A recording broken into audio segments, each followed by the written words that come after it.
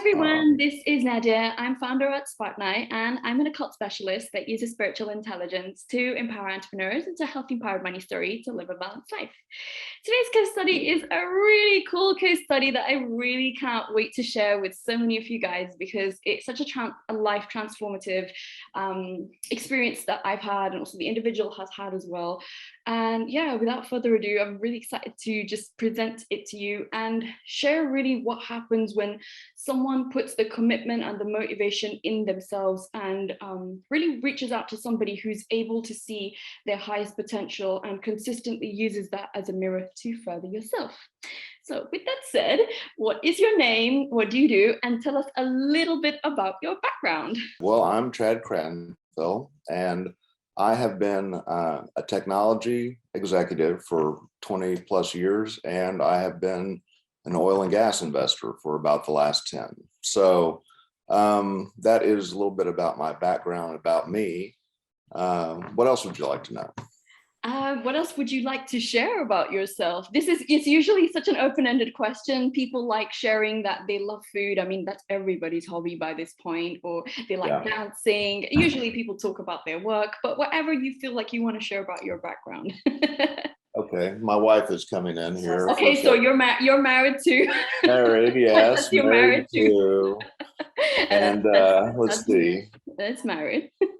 And I have several fur animals that are my children at this point in life. So there you go. Okay.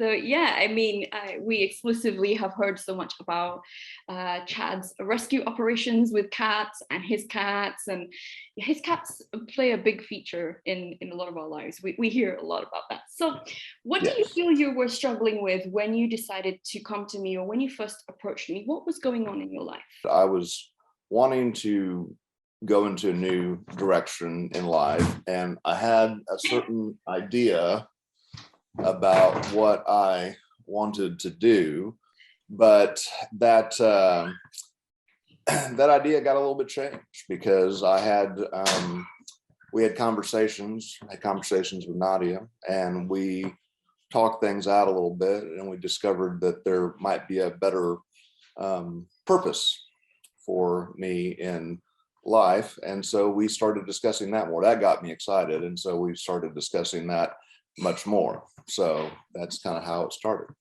That's really exciting because I feel like so many people do come in with one specific idea.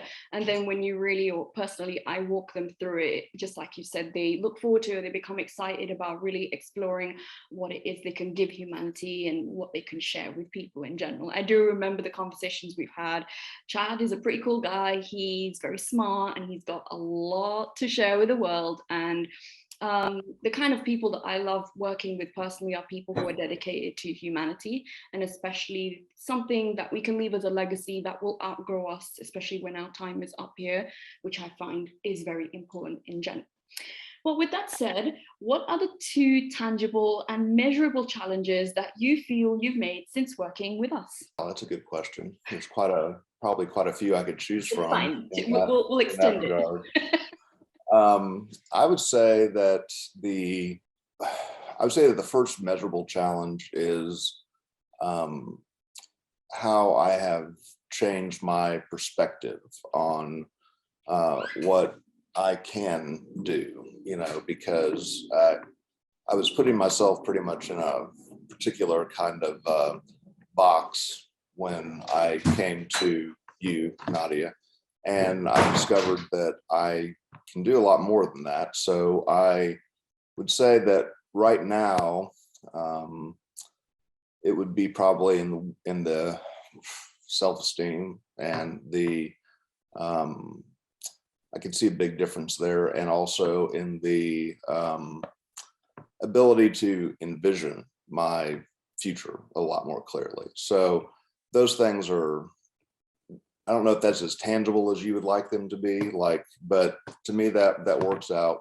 That seems to be what's coming to mind. So yeah, and no, it's very profound what you've said, because a lot of people, when they're thinking of tangible, they're thinking of, she helped us make X amount of money, or she helped me lose this much amount of weight, or I got married, or those very concrete goals. But when people come to Spartanite, what they don't understand is that in order to see those external manifestation goals on the outside, a lot has to change inside. We are all a work in progress, you, me, everybody.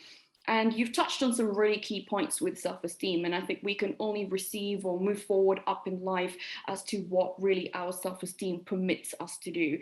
And of course, if we've had very challenging childhoods, very challenging backgrounds, it becomes very difficult to actually step into that worth because there can constantly be that unworthiness loop playing in our head. And also the second thing that you mentioned is also very strong, because when we look at life and we have to envision it, sometimes as people, and that's very normal, we can only go so far in looking what we can look at.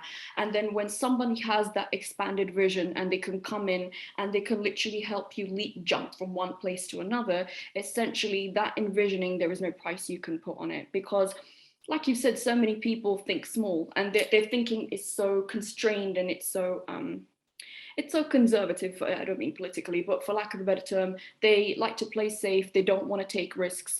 So to really state the fact that we've helped you envision more things, it's pretty powerful.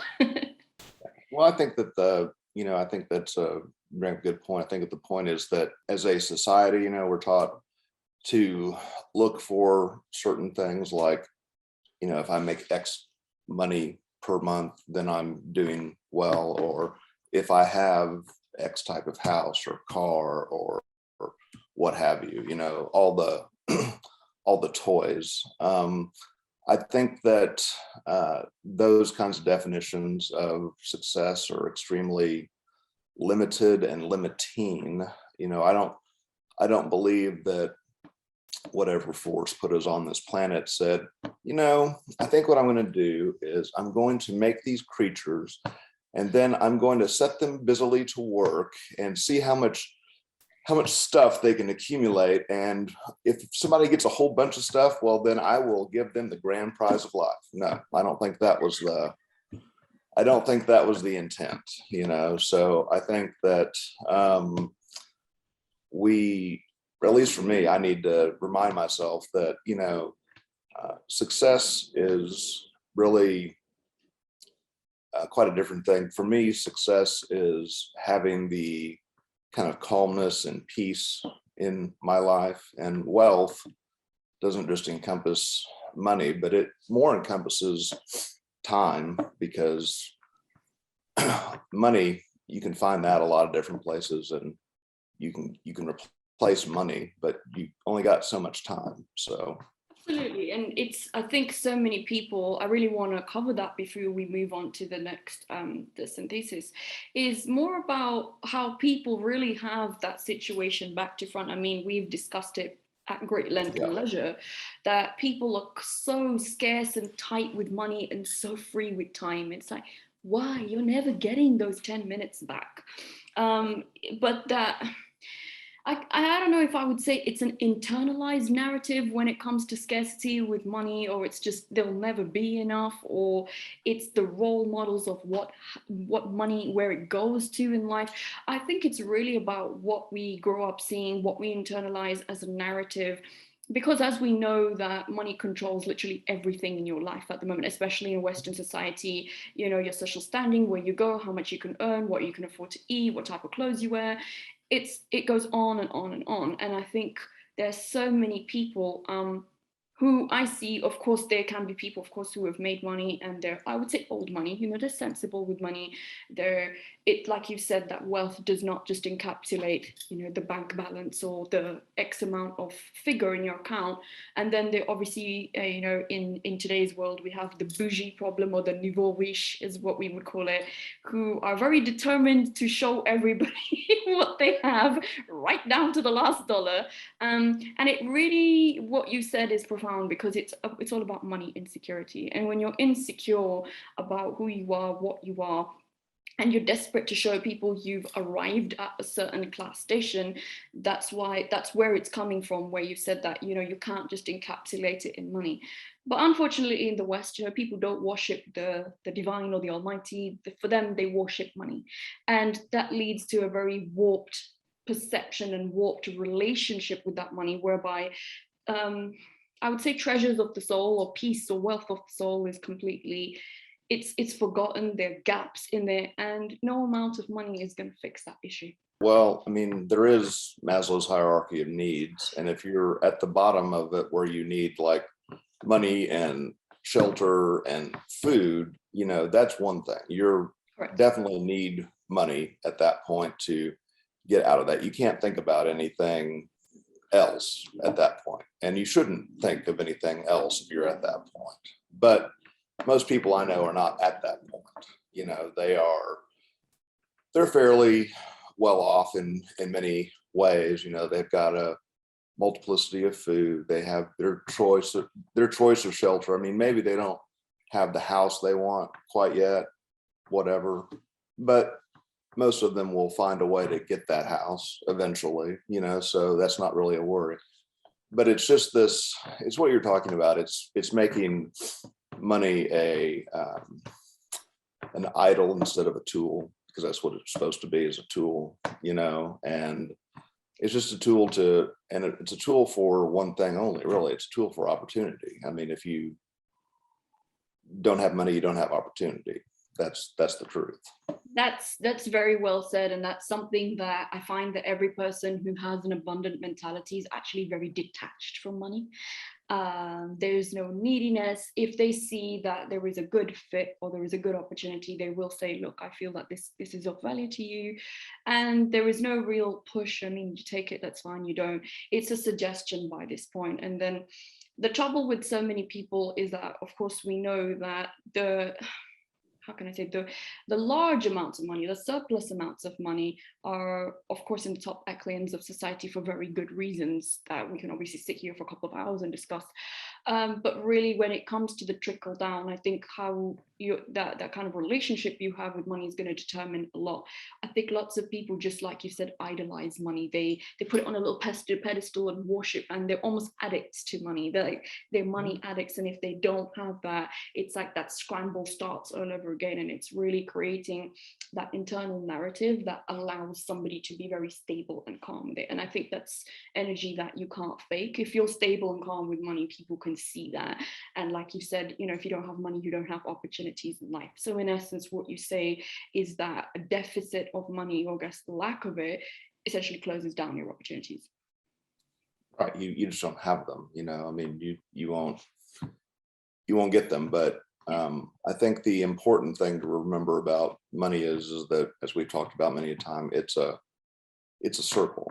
All right. So if it goes out of my hand, it's not that it's gone. It's just that it's in the process of coming back. So, you know, and if you're lucky, you know, I've been lucky, I guess, in life. And usually when I give somebody my money, I get my money back plus some, you know, so it's, you know, I guess that may be lucky, or just having, you know, known who to give my money to, because there's certain people who will just take it, but I haven't found too many of those, thankfully. Well, it reminds me of that brilliant that brilliant phrase you sent me with the person that kept chasing you to invest in the apartment complex, which I've never forgotten, and I have it saved in my messages. That's very profound. I think a lot of people don't have that money wisdom. They don't have that money discernment and discretion, and they give it to people that's just, you're not going to forget getting the money back. You won't even get any value for it. That's the thing. So that's profound, that really put your money with people that are trustworthy. You can build very lifelong, year-long, decade-long relationships with them. And, you know, you can see what you can get back from it, not just as a return on or off investment, but also building good relationships with people. Whereas I think that's very tough in today's climate to do, because again, that takes that stability with money, whereas everybody's after a quick buck these days. Yeah, unfortunately, the only person who's making the quick buck is the person who's selling you the opportunity to make the quick buck. So, you know, it brings up another point, I think, that I think about, which is, if somebody says, I can make you $1 million, jump on my free discovery call, run the other way. Run the other way. You know, not only is it going to be a waste of your time, but they're going to try to sell you something that is overvalued and doesn't give you what you you want. They used to do it in the old days, they used to do it on infomercials. Now they've got the entire internet. So there you go. It's a bigger cabal, crooked playground to grab anybody. I mean, internet fraud has gone up so many percent. And yeah, I think you really cover a good point, especially when it comes to desperation. I think when people are desperate, they're more likely to think that that million is actually accessible through a discovery call. I mean, they're the kind of things I see out there, like, you know, we'll help you make 6 figures if you pay us $47. And it's like, I need to understand how, but I don't want to, because the mentality is so grabby, it's so low, it's so desperate. And I think when you're at that Maslow's hierarchy of needs, that level of just making sure that you're safe, which of course, if you put anybody, you meet anyone into that situation, I've gone through it, so I know what it's like, you don't think of anything else. And I think it's important that I think at one point, every single person, as every single adult, is either hungry or broke or both in their life, so they can have the appreciation for what they actually have. It's a stopgap in life to teach you very good lessons, not that you want people to suffer. But of course, then as we know, victimhood becomes a cycle and people choose to stay in that. It's easy to say they did it to me, you know, when the truth is, somewhere along the way, you made a choice to give them the power to do it to you. So, you know, you're never really a victim. You're always in the equation somewhere. Yes, you know? That's very true. Lots of people don't like hearing that, but that's very true. And when you take full responsibility, whether you actually cause that or not to some degree energetically, I feel like your life really shifts, and something that we've already discussed over a period of years. So with that said, what does your life look like today, after like all the time that you've been spending with us and really going through stuff, like from where you came from, you really wanted a big envisionment of who you wanted to be, a king, an emperor, a god, whatever you want to call it, and also dealing with esteem. What do you feel like your life looks like today, years on? Well, I think, you know, what you've helped me do most of all really is just kind of go through the whole process of figuring out where I want to be and then taking the actual steps to get there. So now I feel like we're right on the verge of the next big thing. And so I would say that, you know, I went from like, I had this very small goal over here to now having a much bigger goal, but also having an idea of how to get along the path, you know. And we've had a lot of things to do. And I think that's something that everybody who hears this should understand, is that, you know, it's not like, okay, I'm going to go to Nadia and overnight she's going to make me into a successful billionaire with my own private island. Okay, so, you know, and by the way, guys, if anybody's selling you that vision, run. Yeah. Yes. You know, run very fast, because the only one getting that private island is the guy selling it to you. So, so yeah, we've had a lot of work to do. And so I think really my inner world has changed a lot more than in some ways my outer world has. I mean, I've seen changes in my outer world too, but the biggest changes I've noticed are really in my inner world and in how everything fits together. We've gone through a lot of work to kind of dig through all the trauma in life and to mine that trauma for its lessons. And so I think that that's helped in bringing about a true sense of self-esteem and a true, like, okay, now that we've dealt with all this stuff and we see where it's come from, okay, so now we kind of shed all that stuff. Now we can kind of see we can see clearly. Now we can go forward. So that's how I would put it.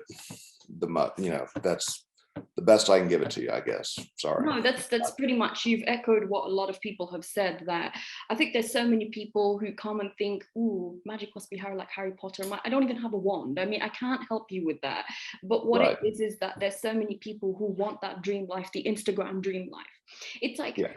Now, I don't know, everybody's dream life is different. I mean, for most people, it's a struggle because there's no critical thinking, there's no original thought. So when people come to me, it's more, what do you want? And it's not about people haven't given them permission to think it, it's they've never given themselves permission to think it. So it can be as simple as, today I'm gonna go and I'm gonna make sure that I choose my own toppings on the pizza. And it starts small, and what Chad has really said is, I want to expand on it, that there are so many people who don't seem to realize that your inner world has to change.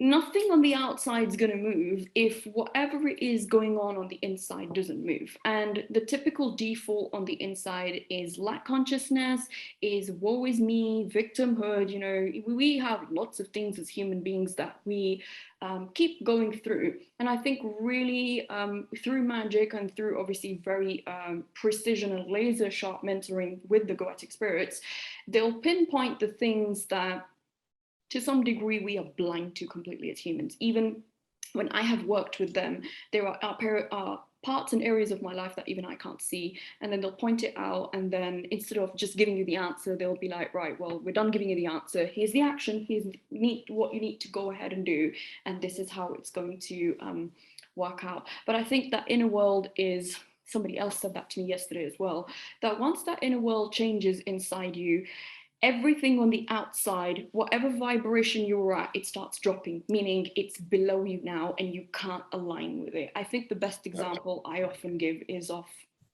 shopping, just normal shopping. I went last week to do some clothes shopping, and the places that I could have shopped at 10 years ago, I can't shop there anymore. I went in and I thought, oh God, you know, I just came back out. That's not a bad thing. That's a very good thing. It shows a testament of how much internal work I've done inside myself to value myself. And I think what most people don't seem to understand, and of course it because they come from an unconscious perspective, is the evaluation is less to do with the cost of something and more about the value of something, because we're trained in societies with that. And I'm going to go back to question 2 about the scarcity consciousness. We just look at the price of something. Oh no, it's out of my budget. Oh no, it's too expensive. Oh no, it's this. Oh no, it's not important.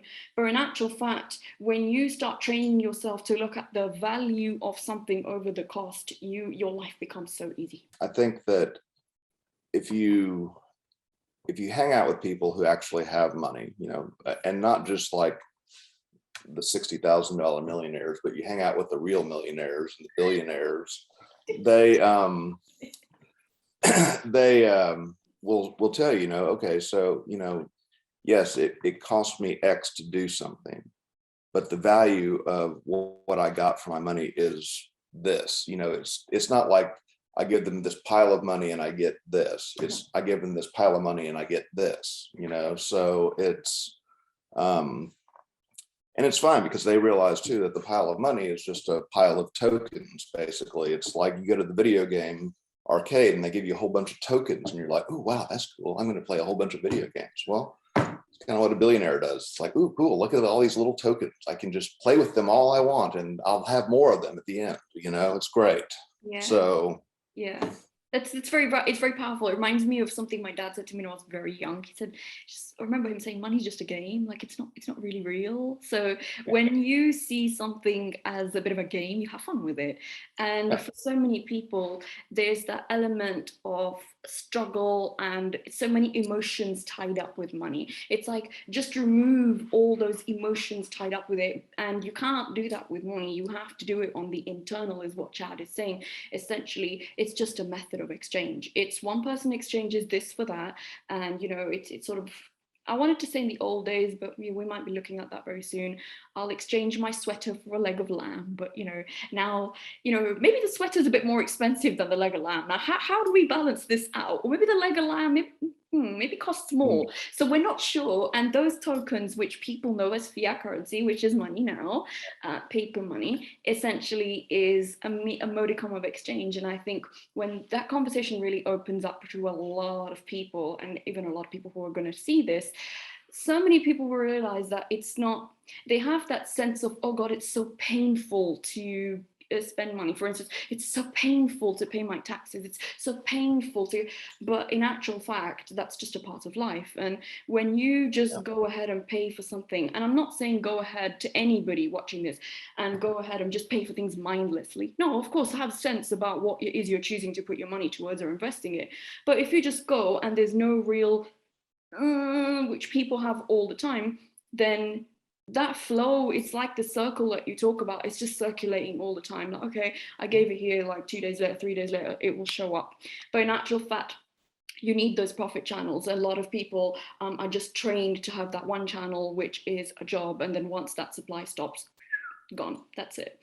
So really, I guess that's probably a talk for another time. But I think so many people don't seem to realize that creating those multiple streams of income, and you can't create those multiple streams of income if there's nothing going on upstairs here. It doesn't have to be, wow, look at, I'm just thinking like the Crocs, like shoes. I don't know how much they're worth, like how many millions or billions. And you look at the shoe and you're like, can someone please explain this shoe to me? Like, I'm a bit overwhelmed by the shoe. I'm confused at many points, but obviously somebody looked at it. The company's made well over 7 figures. People are obviously buying it. That's the thing. So many people feel like they need to go completely reinvent the wheel on something. That's not the case. Of course, you can have something that's very unique. Like, for instance, what we're helping you create is a very unique thing. But of course, the ideology of what it actually is, other men way have already done it. It's just you put your own spin on twist, which is very important on it.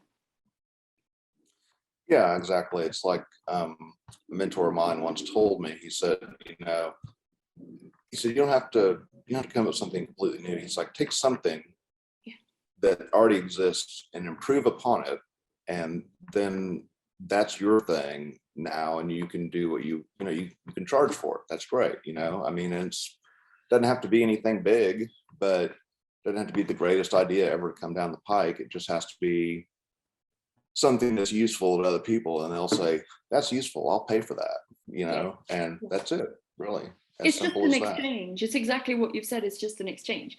So with that said, what's the most delightful part of your experience of working with me? I hope there is a delightful part.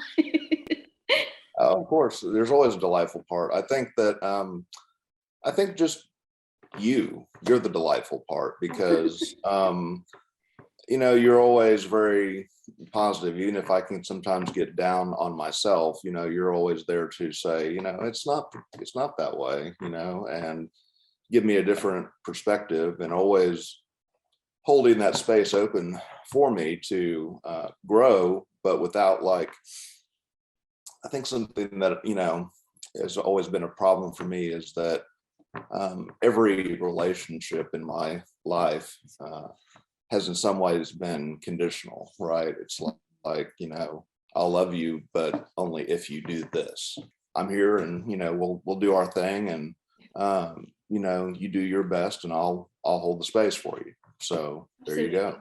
I think that's you've pretty much not used the word, but used the word. It's somebody else who came to me said that, and she just said, you know what, I'm just the opening line was, I'm just a ball of problems. I said, it's okay, we all are, don't worry. Yeah. And one of the key factors you've mentioned is, we've had this, and I really want to get into it, is transactional relationships. And not just that, judgmental, just like you said, very, very conditional, basically. It's I'll scratch my back if you scratch mine type of thing. And it's very judgmental, whereby even if you share, it could be something small, like, oh, look, I like a cookie. And then people are going to look at you and be like, why are you telling me you like a cookie? There's always that sense of reprisal. There's always that sense of sneering down at people.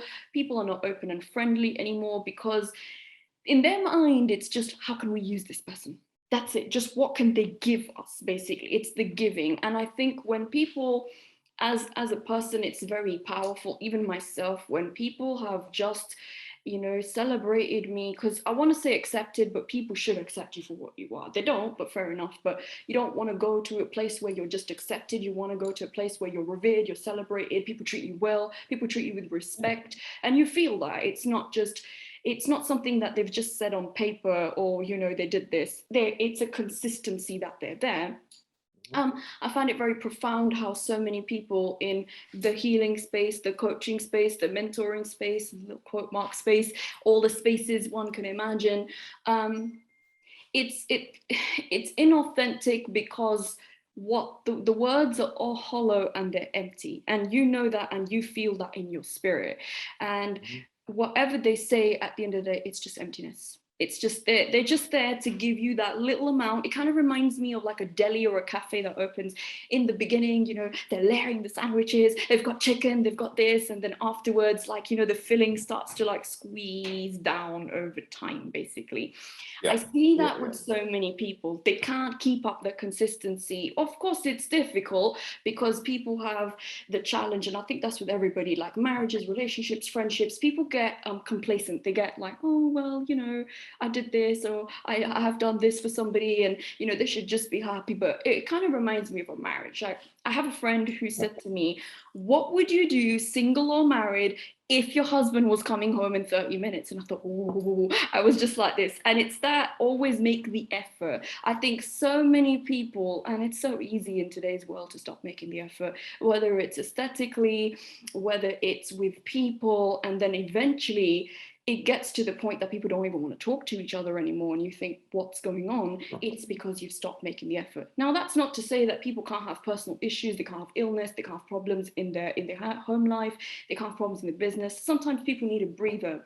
But I think what you said is very powerful in terms of judgment, because even myself, when I used to go to people, there was always that element of judgment with people where, you know, you've told them something, but you know how they think about you. Like, they might put on that professional mask to cover it up for that 30, 60 minutes, but you can never quite really express how you feel, because if you do, there's always a, you know, I remember quite a long time ago, I went to this woman for help, and I said something that was really on my mind, and it's still how I feel. And in all the time I was with her, I never heard anything. And I heard, don't say that. And I thought, well, there's that. And I just stopped going, basically, because you're not free to express what you are. Now, I mean, I'd be worried if someone comes and says they want to shoot up a church of 30 people. Then we have to sit down and be like, right, it's a come to Jesus moment. What's going on? What's happening?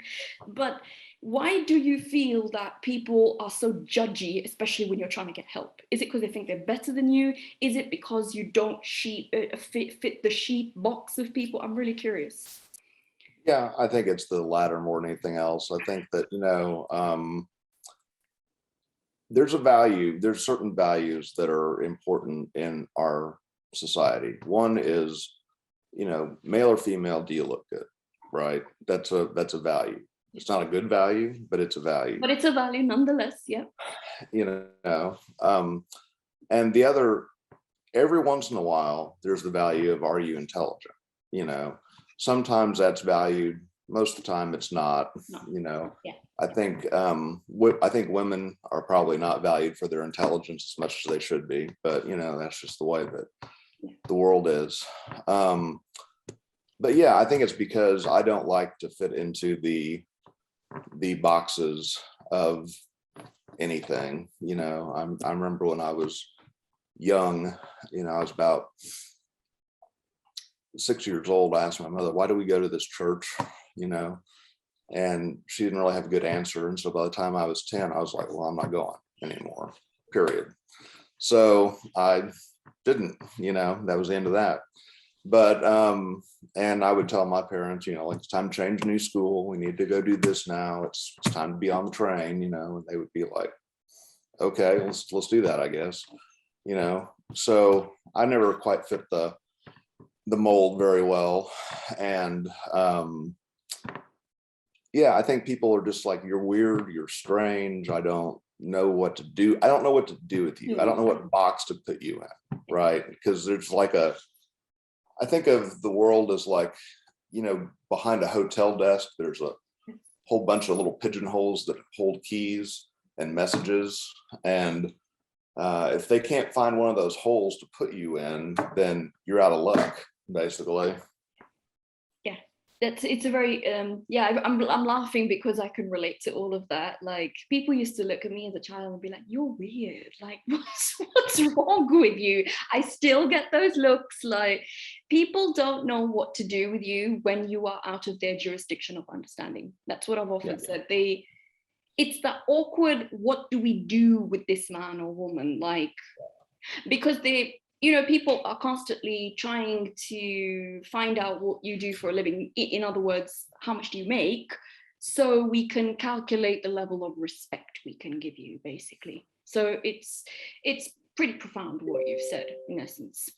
Okay, so with that said, last but not least, if someone was thinking of working with Spartanite, what would you tell them and why? Well, I would tell them, do it, because I've seen a lot of changes in my life, but I'd also tell them that it's process, and that, you can go on the Spartanite website and you can choose your level of service if you want to, but really it'd be better to talk to you and figure out what is the right place to go, and then just trust the process. It's not like it's nothing's going to happen overnight. It may not even happen in a year. In a year you'll see something, but just keep going, and just keep hanging in, because it gets better, as you go forward a little bit more. So it's just, just do it. There you go. The Spartanite version of Nike. Just do it. Just do it. I think you forgot to give the disclaimer that I'm not making millionaires and billionaires overnight. Like, if no, just oh yeah, no, we're not doing that. You're not doing that. I'm not doing that. That's the thing, is that's what I was trying to get to in trust the process, which is, it is a process, first of all. So and it's and you may discover as you go through the process that you start one place and you end up in quite another, because you had things that were blocking you that you didn't even know, because you can't see them, because you're you, and you need somebody else to look outside, who's outside, to look and say, there's a little problem here. We need to discuss that, kind of a thing. Absolutely. And I think there's so many people who, I want the dream life, and it's very possible to have your dream life. You're just gonna have to commit to it, which most people don't want to do because they want everything easy today because of technology. And you really have to put in the work. And we know that most people are very afraid of hard work. They don't want to do anything. The moment it pushes or challenges them, the excuses will start bubbling up. They'll disappear, they'll hide, they'll run away. So I'm pretty much used to all of that. And the last thing I want to ask is that, what inspiration or any words of wisdom that you have to share with people at the moment to ride the wave of life, of what's going on at the moment? So really curious to know your thoughts on that. Yeah, what's happening at the moment? Well, a lot of things are happening. I would just say, just hold on. It's going to get crazier before it gets better. And but the good news is it will get better eventually. There's one constant in life, and that is change. So even though it can look dark out there, you can see some things and say it's dark. Well, one thing I'd say is, if you see that it's dark, how much news are you consuming? If you're consuming a lot of news, stop that, because it's not good for your mental health. So, and it's also not good for your spiritual health. So just, I personally use news arbitrage. I figure that anybody who follows the news will tell me if anything important is happening, and until then I just ignore it, basically. So I let them do all the hard work for me. So ignorance, in this essence, to wrap up everything Chad has said, ignorance is bliss, basically. Ignorance is bliss, exactly. There's certain things it's absolutely important to be ignorant about, because you do not need to have that in your brain. And a lot of the times, these days, unfortunately, we no longer have Walter Cronkite telling us what's happening in the world. We have a bunch of opinion that masquerades as news, and I don't really need those opinions. So, and neither does really anybody else, I don't think, you know. That's pretty. I love what you've said. Basically, I think it's very strong. Just keep your mind bug free, disease free, crazy people free, and just focus really on what it is you truly want. And with that said, thank you so much, Chad, for your time and all for your wisdom and for your insight.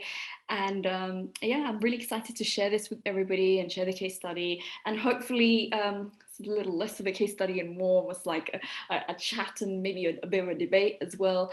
And yeah, I'd really love to hear from everybody if they have any questions about this. Thank you so much for your time. Thank you, thank you, thank you.